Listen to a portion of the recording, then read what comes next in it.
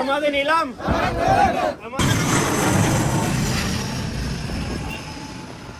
இலங்கை இராணுவத்தால் வலுக்கட்டாயமாக நிர்பந்தமான முறையிலே பெரும்பாலும் மறுக்கப்பட்டவையாயிருந்தன. உதாரணம்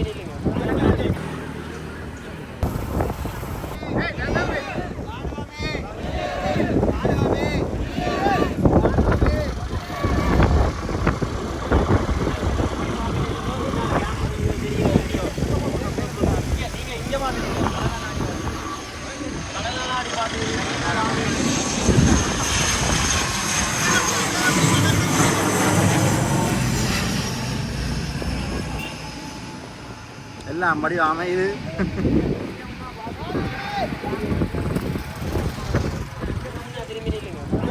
நமது நிலம் நமது நிலம் நமது நிலம் நமது நிலம் நமது நிலம் நமது நிலம் நமது நிலம் ராணுவமே ராணுவமே ராணுவமே ராணுவமே ராணுவமே ராணுவமே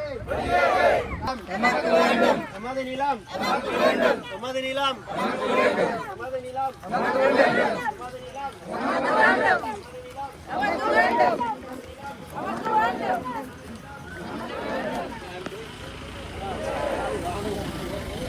ராணுவமே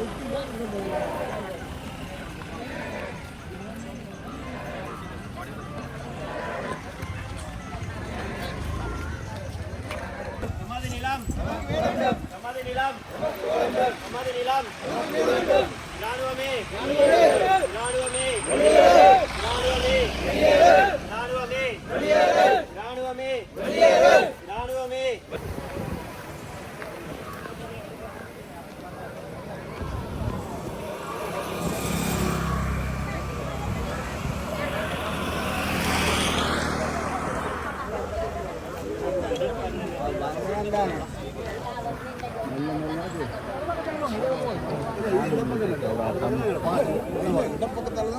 இந்த சைடே தானே இருக்க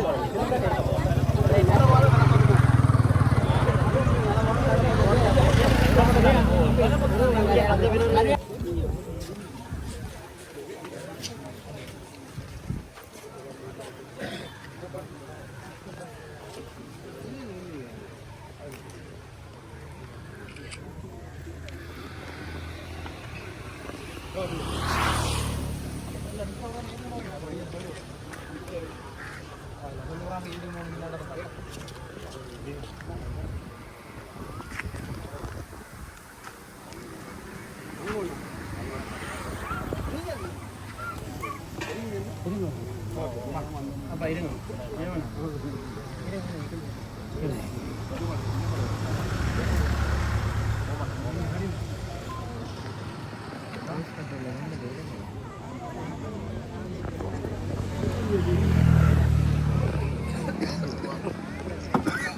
இன்றைய தினத்திற்கு எங்களுக்கு பங்களிப்பு வழங்குவதற்காக வந்திருக்கிற வடிதற்கு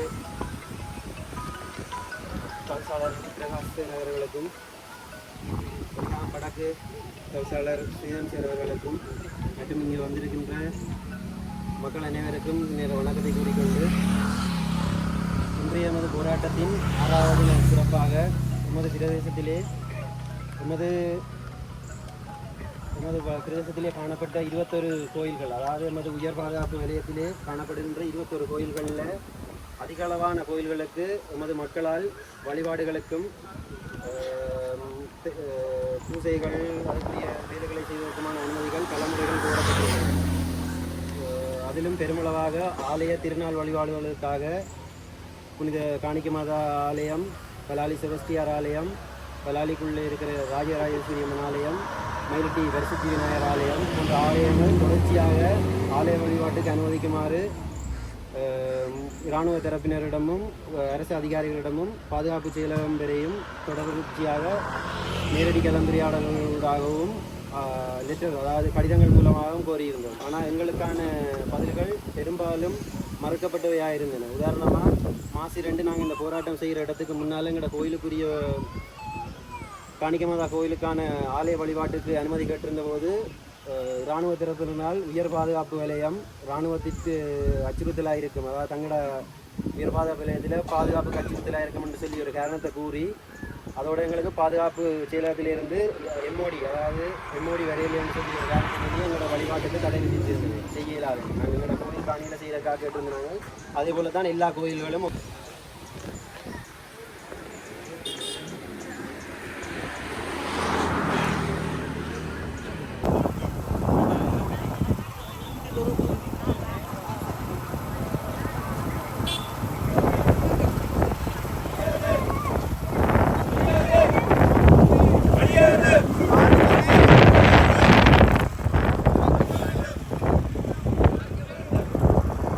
இவ்வாறான மீட்டிங் கூட்டங்களை நடத்திவிட்டு விரைவிலே பெருமளவு காணிகள் விடுவதாக எங்களுடைய மீன்பிடி அமைச்சர் கூறியிருந்தார். ஆனால் அங்கே எந்த விதமான சமிச்சைகளும் இல்லை. இந்த இராணுவத்தினுடைய காணிகளை எடுப்பதற்கான ஒரு நடவடிக்கையாகவே அது இருந்தது. ஆகவே எதிர்காலத்திலே மக்களை ஏமாற்றாமல் உடனடியாக இந்த பிரதேசத்தினுடைய காணிகள் கிட்டத்தட்ட 2400 ஏக்கருக்கு மேற்பட்ட நிலங்கள் மக்களுடைய நிலங்கள், இங்கே அரசு நிலங்கள் எதுவும் இல்லை, எல்லாருமே தனியார் நிலங்கள். அவர்களுடைய உறுதி காணிகள் 36 ஆண்டுகள் அந்த மக்கள் இடம்பெயர்ந்த நிலைமையில் அவர்களுடைய காணிகளிலே இன்றைக்கு இராணுவம் தோட்டம் செய்து கடைகள் நடத்தி வருமானம் உழைத்துக் கொண்டிருக்கின்ற நேரத்தில் அவர்கள் வருமானங்களை இழந்து இந்த இடத்திலே சொரிந்து வாழ்ந்த எமது மக்களுடைய சொந்த நிலங்களை விட்டு இலங்கை இராணுவத்தால் வலுக்கட்டாயமாக நிர்பந்தமான முறையிலே வெளியேற்றப்பட்ட மக்கள் ஏறத்தாழ 36 ஆண்டுகள் நிறைவுறுகின்ற நேரத்திலும் தங்களுடைய சொந்த நிலத்திலே மீள குடியேற முடியாதவாறு மாறி மாறி வந்த இலங்கை அரசுகளால் தடுக்கப்பட்டிருக்கிறார்கள். யுத்தம் முடிந்து ஏறத்தாழ 17 ஆண்டுகள் முடிவிட்டிருந்தாலும் இந்த வலிகாமம் வடக்கு, யாழ்ப்பாணத்தினுடைய வலிகாமம் வடக்கு பகுதியில் இருக்கின்ற கிட்டத்தட்ட 2400 ஏக்கர் வரையான காணி பகுதிகள் இன்னும் அந்த சொந்த மக்களிடம் கையளிக்கப்படவில்லை. இதில் போராட்டம் நடத்துகின்ற மக்கள் இன்றும் பல நண்பர்கள் அல்லது உறவினர் வீடுகளில் அகதி முகாம்களிலே வாழ்ந்து கொண்டிருக்கிறார்கள். இப்பொழுது கூட பொறுப்பெடுத்துக் கொண்டு 2 ஆண்டுகளை நெருங்குகிற அனுர அரசு கூட கூறியிருந்தார்கள், நாங்கள் வந்தவுடன் அந்த மக்களை சொந்த இடங்களிலே குடியேற்றுவோம்.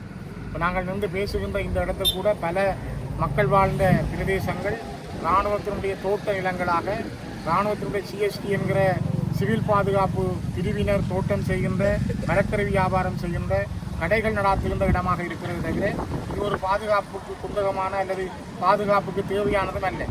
17 ஆண்டுகள் இந்த மண்ணிலே வெடிச்சட்டங்கள் இல்லை, யுத்தம் நடைபெறவில்லை, மக்கள் தெருக்களிலே தான் இருக்கிறார்கள். அந்த மக்களுடைய சொந்த நிலத்திலே சென்று இருப்பதற்கு அனுமதிக்காதவாறு இந்த அரசும் பழைய அரசுகள் மேற்கொண்ட அதே அராஜகத்தையும் அதே பிடியையும் அவர்கள் மேற்கொள்ளுகின்றார்கள்.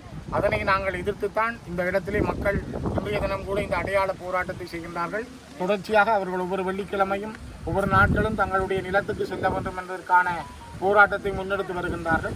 குறிப்பாக இந்த மக்களுடைய கோரிக்கை நியாயமான மனித உரிமை ஆர்வலர்கள், சர்வதேச சமூகம் கூட இந்த இடங்களை வந்து பார்த்தால் இங்கு இராணுவத்துக்கு தேவையான நிலங்கள் அல்ல, அவருடைய முகாம்கள் தவிர்ந்த ஏனைய இடங்களை உடனடியாக விடுவித்து அந்த மக்கள் தங்களுடைய சொந்த நிலங்களிலே குடியேறி தாங்கள் தோட்டம் செய்து வாழக்கூடிய நிலை உருவாக்கப்பட வேண்டும்.